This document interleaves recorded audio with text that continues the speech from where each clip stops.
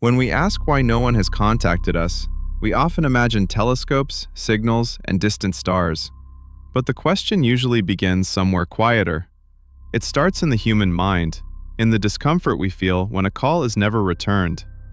The universe has been listening to our radio waves for barely a century, yet the silence already feels personal, not empty, but deliberate.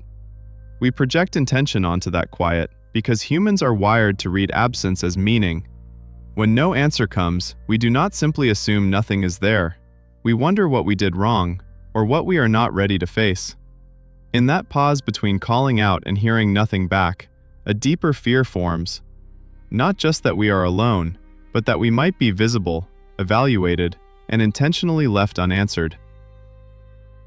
The psychological shock of absolute silence. Silence is rarely neutral to the human mind. When nothing responds, we do not experience calm. We experience tension looking for a cause. Our brains evolved to survive by detecting patterns, so a universe that offers no reply feels unfinished, like a sentence cut off mid-thought. This is why cosmic silence unsettles us more than clear danger. Danger can be faced, measured, and resisted, but silence forces the mind to turn inward. We begin to question our relevance, our timing, and our worth as observers. Are we too insignificant to notice, or too noisy to be trusted? The absence of contact becomes a mirror, reflecting not emptiness, but our fear of existing without acknowledgement. In that reflection, silence stops being about aliens and becomes about how deeply humans need confirmation that they matter at all. When intelligence learns to hide instead of speak. We often assume that intelligence naturally reaches outward, eager to announce itself. But human psychology suggests another path. When awareness grows, so does caution. A child calls loudly into the dark. An adult listens first. If survival teaches anything, it is that being noticed is not always safe. Applied to the cosmos, silence may not signal absence, but restraint. An advanced intelligence might learn that broadcasting identity is a liability, not an achievement. Even on Earth, the more power a system holds, the quieter it tends to operate. This flips a comforting assumption. Maybe the universe is not empty, but careful. The terrifying shift is subtle.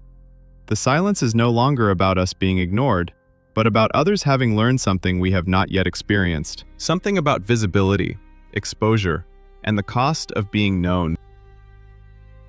The fear that we are early, not late.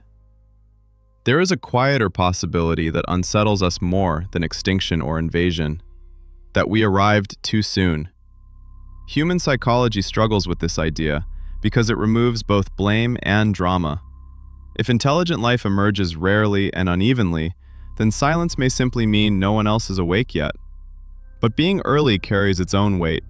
It means existing without precedent, without reassurance, without guidance. We are used to measuring ourselves against others, and the absence of comparison feels like standing on a stage before the audience arrives, unsure whether the performance matters at all. In this frame, the universe is not rejecting us, it is unfinished. The fear comes from responsibility rather than insignificance.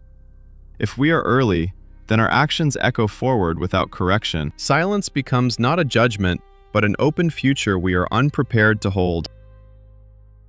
Civilizations that outgrow the need to be seen. Human identity is shaped by being noticed. We learn who we are through reflection, reaction, and recognition.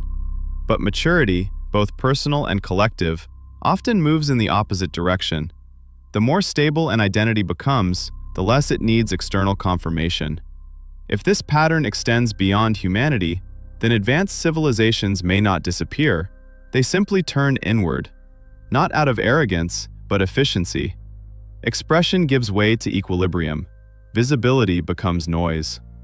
This idea disturbs us because it challenges a deep assumption, that existence must announce itself to be real. Silence here is not emptiness, but completion.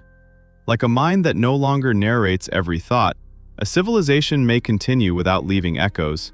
The fear is subtle and existential. If the highest form of intelligence is quiet, then our loud searching may reveal not progress, but our unfinished state. Silence is a form of cosmic warning. Humans are conditioned to treat warnings as loud and unmistakable, but some of the most effective signals are quiet. In daily life, silence after a mistake often carries more weight than confrontation. Applied to the universe, this reframes absence as intention. If danger exists at a cosmic scale, the safest behavior may be non-disclosure. Silence, then, is not indifference, but survival knowledge passed without words. This idea unsettles because it implies history we cannot access. Others may have spoken once, learned the cost, and adjusted accordingly. We are disturbed not by the threat itself, but by the possibility that the lesson has already been learned elsewhere. The universe may not be empty, it may be disciplined. In that discipline, our unanswered calls begin to resemble a boundary rather than a mystery, something not meant to frighten us, but to keep us alive. The possibility that contact is already avoiding us. It is uncomfortable to consider that silence may involve choice, and not ours. In human experience, avoidance rarely announces itself. It is felt through patterns of distance, delayed responses, and careful absence. If another intelligence observes the universe with patience, it may already know enough about us to decide not to engage. Not out of hostility, but assessment. We often avoid what feels unstable, unpredictable, or unfinished. Seen this way, humanity's broadcasts are not invitations, but data. Our conflicts, noise, and urgency may signal a civilization still negotiating with itself. The unsettling thought is not that we are being judged harshly, but that we are being postponed. Silence becomes a waiting room, not a void, and waiting implies presence on the other side, attentive, aware, and intentionally quiet until something about us changes. What it means for humanity if we are truly alone.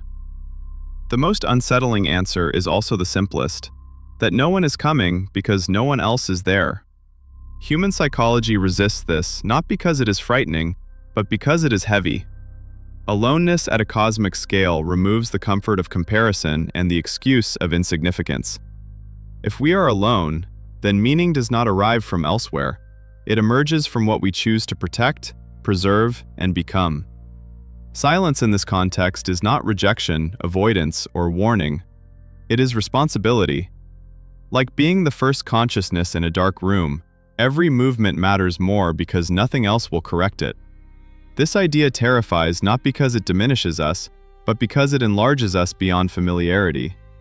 If we are alone, then the universe is not watching us. It is depending on us to decide what awareness looks like at all. The silence we face does not resolve itself into a single answer, and that may be the point. Each theory bends the mirror back toward us, revealing less about distant civilizations and more about how humans relate to uncertainty, meaning, and control. We listen for voices in the dark because we are not only curious, but unfinished. Whether the universe is cautious, empty, patient, or full of quiet observers, the silence forces the same reckoning. It asks who we are when no one responds, when no confirmation arrives, when existence offers no guidance. In that stillness, fear and responsibility blur together. And perhaps the most honest response to the universe is not louder signals, but a deeper awareness of how we choose to exist within the quiet.